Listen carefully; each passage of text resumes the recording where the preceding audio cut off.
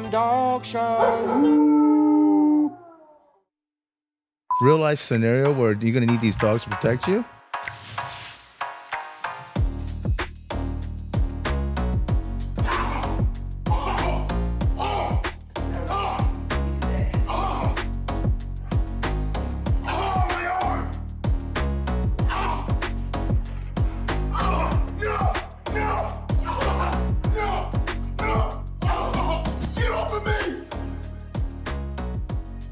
Good morning, everybody. We here with the Best Damn Dog Show with my buddy Henry. What's up? And Chris Knapp. How we doing? From the Bronx.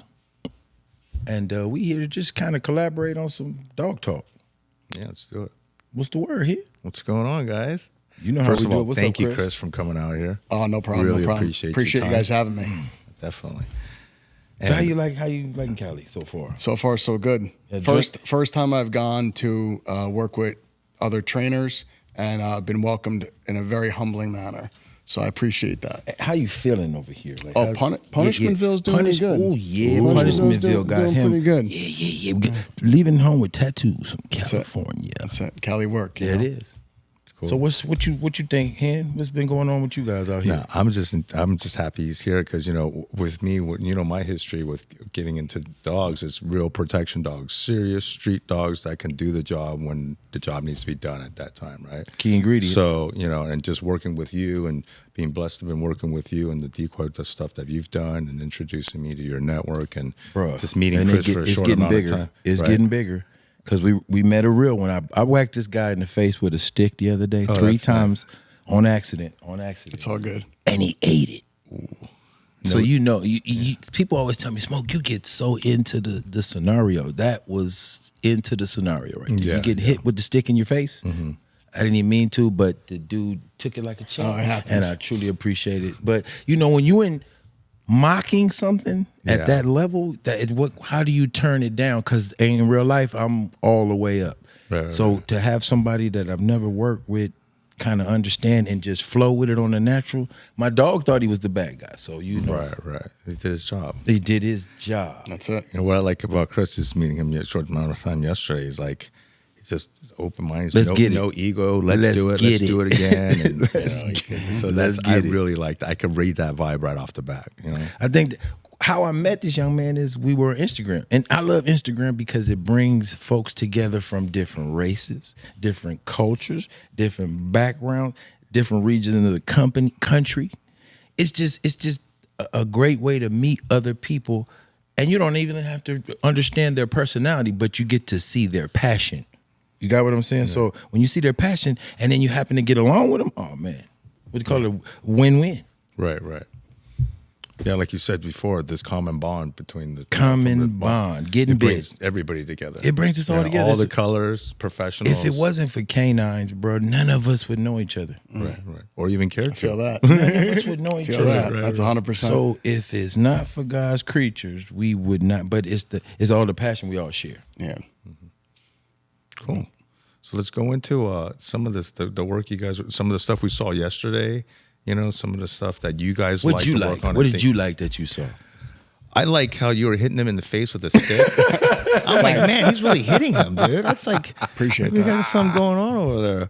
But like the realism of it, him falling on the floor. I've worked with so many decoys that just want to catch it, just want to sleep and to catch a dog, this and that. No real situations going on. I want to hear gunshots. I want to hear all the real people screaming. You need the actuality of it. Right. Because pandemonium comes from not just the bad guy. It comes from the handler, so-called the victim, which I'm not going to be if I can help it. You got what I'm saying? Yeah. So if I can teach my dog where my aggression level, what I like to call the RPMs, if I can show my dog in a mock situation with him what my RPM level, just like the police. Right. They constantly 4 and 5 and 6 guys jumping on a guy, pinning him down, so the dog can literally understand and see that this is what will actually be happening. But in my situation, it's just me. So the dog gets to understand what I'm like without him wondering what am I gonna be like. You got what I'm saying? Right. And I train with a lot of people that don't know how to use actuality to its capacity. And I think this young man right here, he understands that for sure. Appreciate that. Yeah, when it comes to training, I always say I was raised in the dog world, right? I have the fortunate task of being born and bred into a family of dog people, right? So being raised around these dogs that can cause bodily harm. You know, you have to exercise caution. You have to understand the asset and the liability that you have every day. You know, that dog can be used as a weapon. It could be used against you, right? You have people that are always judgmenting everything. But the way I was brought up, the way my dad taught me and groomed me was train hard today because it may matter tomorrow. Ooh, that's a good one. So if you're training and you do, like, it's nothing that I'm not against the sporting world or anything like that, but I run it. They call me the Wolfman, right? I'm a wolf. I'm by myself. Von Wolfenfels means from Wolf and Rock in German. That's where it breaks down from. Okay. So the way we train is have the reality in it because your dog doesn't know if it's a game or not. Right. The tug playing with your dog in the backyard, that's great, right? That's the bond between the handler and the dog. But when that decoy has presence, pressure, everyone thinks pressure. Just standing there can be pressure enough, right? And we saw that yesterday on numerous occasions. I never caught his dog at all. And I had a hooded sweatshirt on, all hidden stuff with a hat and just a stick in my hand. And he sent that dog targeted, boom. Can't see equipment, can't fixate on anything. Right. And then I walk the dog down with respect because I respect him and I respect the dog as well. Appreciate that. When he's a great dog. So when you can see that and you say, I know he's experienced as a handler, he's an experienced dog, you have to have that mutual understanding and respect. I'm not here to beat up on dogs. I'm here to help people in the dog community build their dog up to that level. Wow. There's a lot of decoys that test. If it's a trial and you're testing, I understand that. But sometimes if you go overboard, that dog's maybe not going to want to come back to that fight, right? So you could find that level of where that dog may be breaking, and you just cap it there, and make sure you build them up. What's that term used again? Oh, capping? Capping. Oh, yeah. Ooh, a lot of youngsters don't know about that term. No. Capping the dog. No. But it's one of those things where you could teach a dog to conserve his energy, right? We'll call it I'm not an amateur boxer, but I do box. And my coach always teaches me, it's New Breed Boxing, actually. Coach V, thank you for all your time. Saved my footwork, by the way. So without boxing, shooting fundamentals, I do a lot of firearm stuff. I'm a big gun head. I love it. All these different aspects of my life, whether it be hobby, training, whatever I'm doing, it all goes back to my correlation of my dog stuff. So one of the dogs I caught yesterday, very high level dog. If I didn't have good footwork, I would have gotten dumped. Right? KMPV champion, by the way. Took it great, you know? Yes, sir. And everyone thought that dog had me. And he was close, but I just said a little more timing. When I timing and a little bit of skill. That's what it'll have you do. And you brought up yesterday the importance of doing it properly because you can hurt somebody's dog. Oh. That's called the key ingredient right there. Yeah. You got to make sure you have the skill and the understanding to read, okay, the dog's committed. Once the dog is committed, now I can catch the dog while he's safe, and I also can demonstrate to him how he can destroy the human anatomy. Right. Because that's his job. That's our job. Our job. To teach the dog how to destroy the human anatomy correctly. Right. Can you talk to our audience and let them know what is really a decoy and how is a decoy different than like a average dog trainer? That's a good question. I think our job is to really, especially when you get to the level of like personal protection, police work, FBI, governmental dog, it's just things like military dogs. Our job is to teach the dog how to destroy the human anatomy correctly, like a martial artist. Mm-hmm. We are there to mimic, mock, simulate what the person is going to be like in a scenario or a real life scenario. The intensity. We have to show that what the human body can do. Mm-hmm. What kind of how we handle things in the sense that the way we think. Is this person, if it running down the hallway and there's a doorway, the dog got to know that is a door. Somebody could be behind it. So it's so many variables to make that become a decoy. But you have to be athletic. You got to enjoy pain. You have to enjoy pain. Because pain is a part of it. It's a key ingredient. It hurts. This is not for the faint-hearted. No. It hurts. You get bit because once you get good at it, there's less equipment. Right. That's literally. And it's awkward movements. You're twisting your torso, catching 100 pounds. Or you're laying underneath a house and they send the dog in and he's seen that. grab your leg. There is no, he goes where he wants. Right. You know what I'm saying? And because you're underneath the house, they might have gave you a thinner suit Right. that doesn't puncture the skin, but you can feel every drip drop of the pressure. Right. So to kind of elaborate on that. So how do you assist the dog in doing that? Because I know a lot of it's really teaching the dog, but also teaching the handler. So when you say this, like, how are you doing it? By letting the dog win, by letting the dog bite, or It's teaching it how to use its mouth on the anatomy. Okay. Which means like we want the dog's head in a certain direction. Okay. Right. You know, if it's on the leg, we want everything should be on the bottom part of the body. We'd like the dogs on the eyes on the outside of the leg. Mm-hmm. You got what I'm saying? And then on the upper torso, we teach the dog to target because these target areas are key ingredients to a person not wanting to fight anymore. Like a weapon. Right. Like when a lot of people ask me, why do you teach the dogs to bite underneath the bicep? Underneath the bicep, a lot of people don't know your immune system is, all the nerve endings to your immune system are in your armpit. So, and then you have the femoral, what is it? Your artery, yeah. You could leak out. Bruh, when you get bit anywhere there, it's called a wrap. Yeah. Without the suit on, you're gonna. Even whatever drug you're on, at some point in time, reality kicks in, and that drug it's not working anymore. The initial and they're going. Don't say the groin part. That's deadly. Yeah. That's the part where you can't get away. Ain't no moving your whole anatomy. And if a dog wants, especially the way I teach dogs how to bite, it's gonna hurt. Yeah, full bites. What? Yeah. What? I've been watching nature shows since Mutual Omaha. I know how to make a dog make things stop moving. You know what I'm saying? Like, I don't watch enough wild dogs and wolf shows. Now is my job to remind myself to mimic all that in that moment. Exactly. Right. I'm mimicking what prey. The other day we did a scenario, me and Chris, the yelling, that's what somebody's going to be yelling like. Yeah. And I'm going to be my arm. and I'm going to be as aggressive as I was. I'm going to be that way. Yeah, I'm definitely still going to sue you. Yeah. I'm just kidding. So what are your thoughts on that, Chris? So growing up where I grew up with the dogs I've raised and bred and trained and caught, we're going to say, fundamentals are everything. You want to teach those dogs how to alert a threat on a threat. Right. Prevention. Alerting on suspicion. Mm-hmm.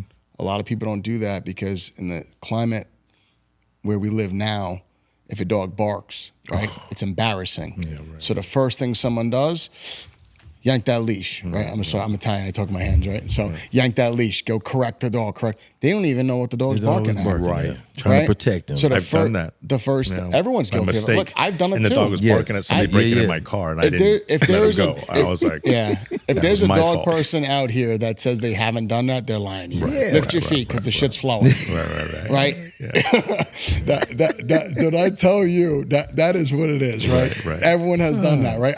Look, as a trainer, decoy, breeder, like I wear multiple hats, right? So coming up, learning decoy skills, fundamentals of footwork, being super strong and flexible. I'm only 5'6" on a good day, right? So I really need to be flexible. My core needs to be strong because some of these dogs smoke cartwheels and kicks Jesus, right? Right. So then those dogs that he's been catching, now I'm catching them. They're coming for my head. They're not coming for my bicep or my shoulder. They're coming here. So I really have to read that dog's gait, which no one knows how to really read a gait of a dog, especially if the sun's in your eyes. I already have, eye damage, so I wear sunglasses all the time, right? But when you're seeing these dogs come in, you're like reading the gait. You're like, okay, I think I know where he's going to be. Okay, good. Now I know where to lift my leg and absorb that like a football to preserve the safety of the dog. The safety of the dog. The most important. I've seen dogs get jammed up. I've seen necks get, injured. Yeah. When you see some of these decoys come in, and it's not always their fault, right? But it could be, look, perfect storm, it happens. You see someone come walk in on a dog and they come too rough, and it almost be like a clothesline. That dog comes up to snatch the arm, and now you have like almost like clotheslining the dog in space, right? And that dog could come off and flip, land on its back. These are all dangerous things that may happen during trials, but they should not happen during training, right? In a real life scenario, if it's me versus you, I don't play with my life, I'd rather play with yours, right? So my dog's going to operate in that condition that I've already set the tone for. So that's why we say train hard today, because tomorrow it matters, right? It may matter later on today, you don't know. So as 10 minutes from now.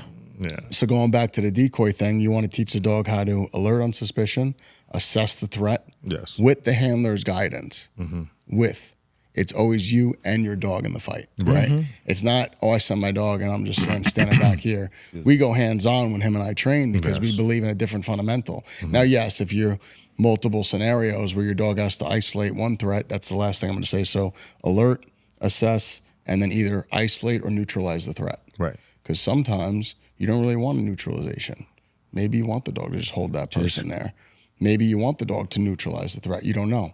But that's all coming from conditioning, training, and what we're going to call it scenario-based situations that you put that dog in, because dogs learn in Polaroid.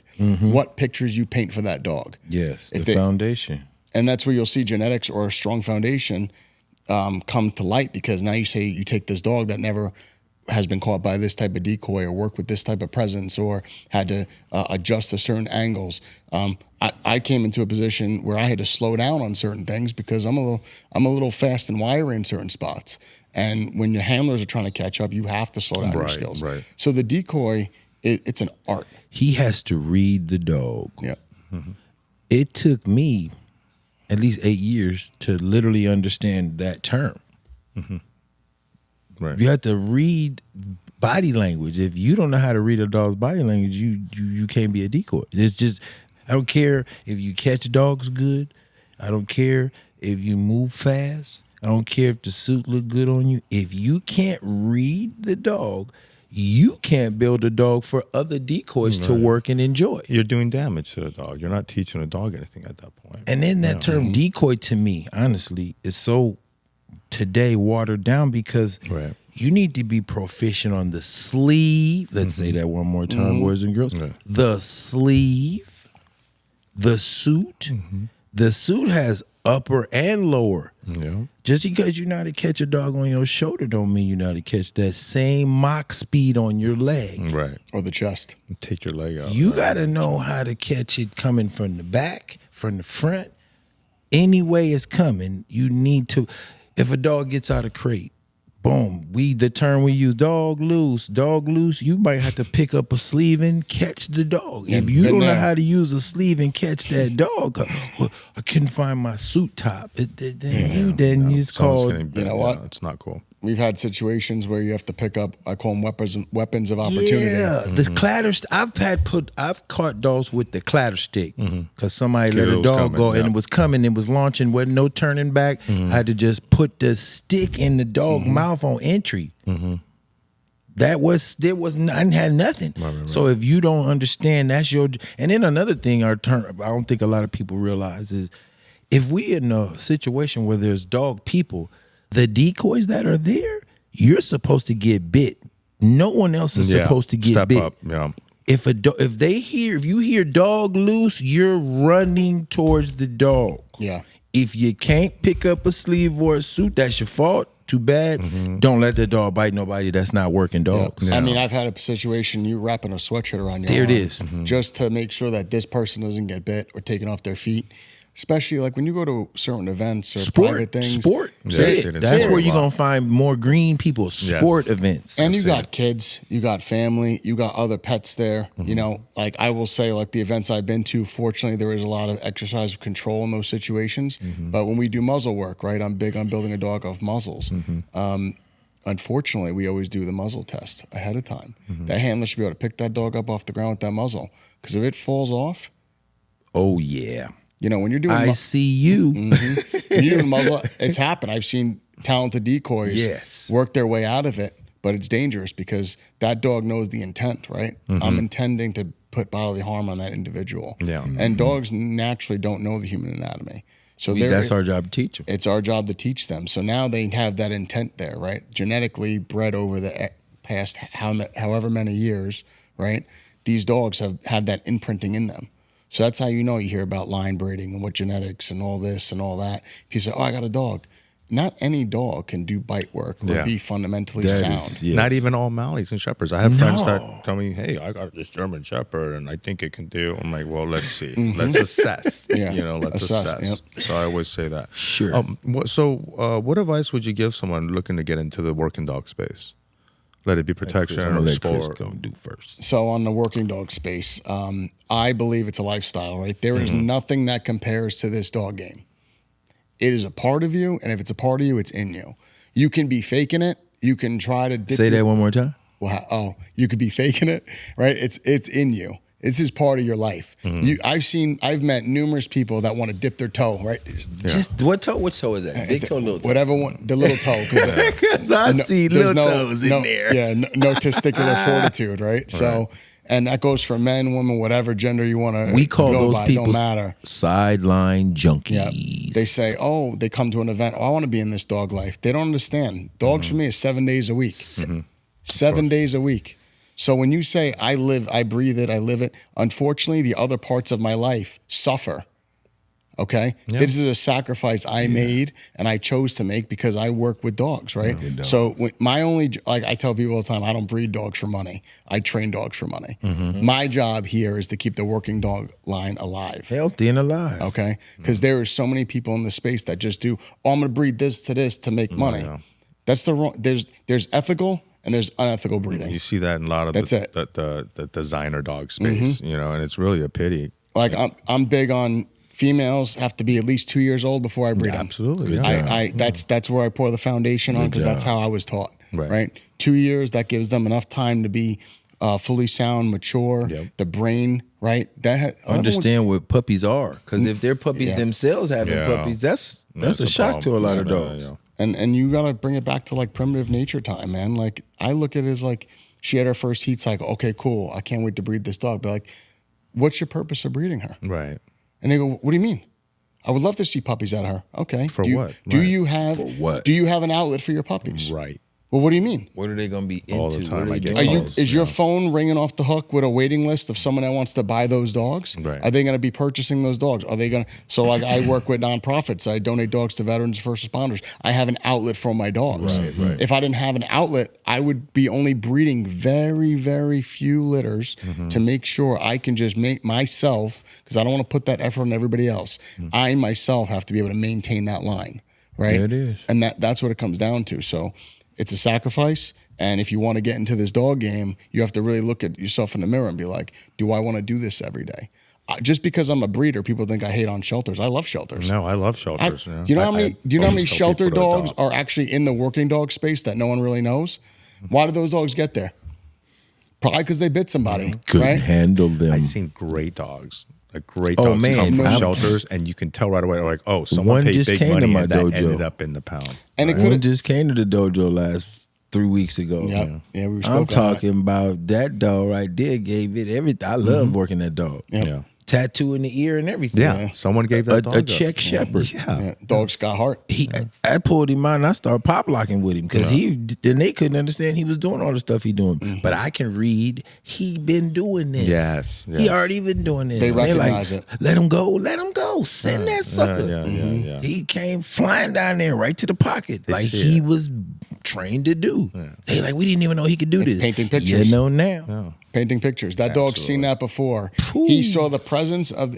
They could smell it. He came with that Pablo Escobar, and that's just a decoy joke we like to say. You know what I'm saying? But that when the dog work like that, it's a rush. When we get that rush, bro, we chasing that rush. Oh man, we chase that rush like a big wave. Like surfers chase big waves. I used to say that back in the day. We catch big waves. Yeah. But now I'm a blade rider, so but we're still catching big waves. That's it every day.